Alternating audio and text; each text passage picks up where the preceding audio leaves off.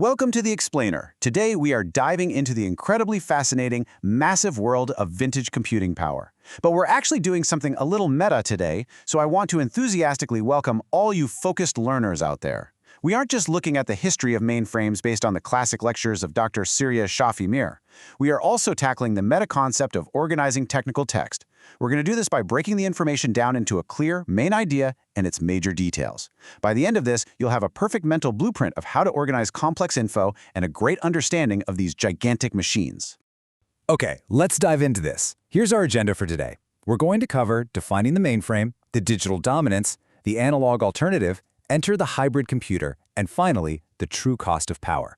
This isn't just a list of topics. It actually acts as an educational roadmap that perfectly aligns with our source materials comprehension framework. Section 1, Defining the Mainframe. Let's go ahead and establish the absolute core main idea of our text. Right off the bat, let's test your comprehension with a multiple-choice question pulled directly from Dr. Mir's source material.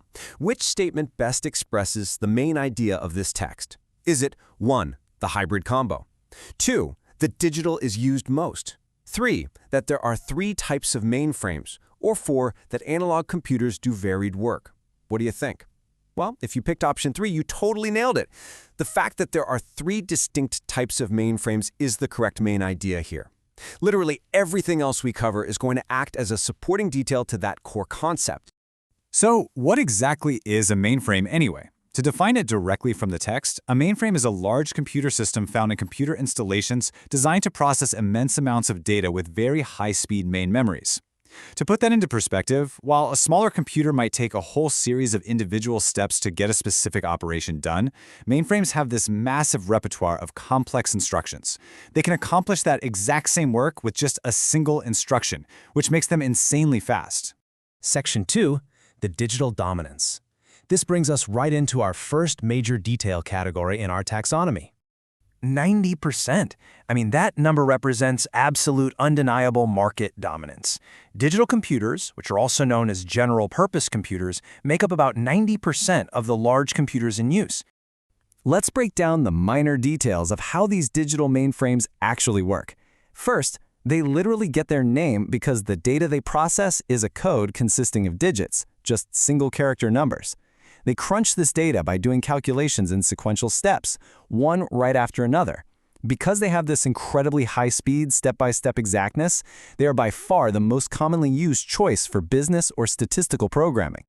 And this brilliantly illustrates a wonderful analogy from the source text. It says, the digital computer is like a gigantic cash register in that it can do calculations in steps, one after another, at tremendous speed. It's such a relatable way to picture it, right? Just imagine a cashier ringing up items at a grocery store.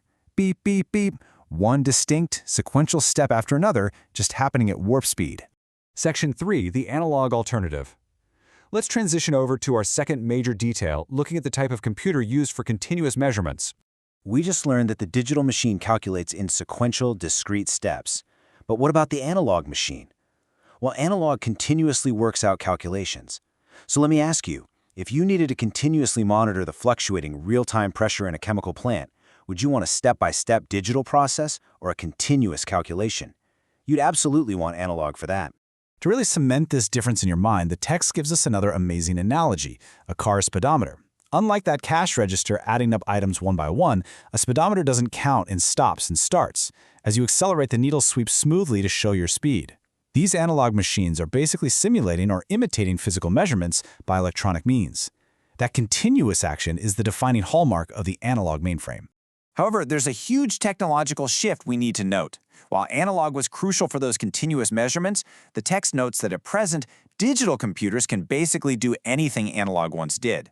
Crucially, digital systems are vastly easier to program and much cheaper to operate, which completely explains why digital overtook analog to hit that 90% dominance we talked about earlier. Section 4, enter the hybrid computer. It's time to introduce the third and final major detail in our taxonomy of mainframes. Now, what's really interesting about this slide is how it acts as a visual callback for all our essential lesson vocabulary. We've got mainframes, digits, analog, and right there at the end, the hybrid computer. And if you've ever studied science or even just looked at cars recently, the word hybrid literally means the combination of two different things. And that is exactly what this machine is. The hybrid computer is a specialized scientific system that combines both digital and analog types into one incredibly powerful unit. It beautifully merges the continuous measurement capabilities of the analog with the absolute pinpoint precision of the digital. This powerhouse combination is primarily used in scientific research, effectively giving researchers the ultimate best of both worlds. Section 5. The true cost of power. Let's move to our final section to discuss the massive physical footprint and the future trajectory of these powerful installations. So, the crucial point is, can you just plop one of these mainframes onto a standard office desk, true or false? Definitely false. Housing a mainframe demands serious, intense infrastructure. We are talking special provisions for entire large rooms.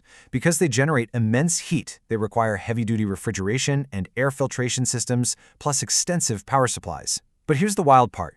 The actual electronic brain isn't even the biggest space hog. The massive space is needed for the input and output devices, like those giant magnetic tape and disk units. The physical, environmental, and financial requirements are literally off the charts. Which brings us to a really provocative historical perspective. For a long time, there was a major bottleneck in these massive systems. The text points out that while electronic components advanced at breakneck speeds, the mechanical devices, like those huge spinning tape drives we just mentioned, were the weak link in both efficiency and reliability.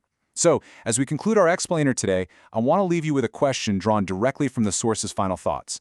As you look at the seamless, nearly invisible digital technology we use today, how do you think engineers ultimately solve this mechanical weak link to bring us the extraordinary reliability we now take completely for granted?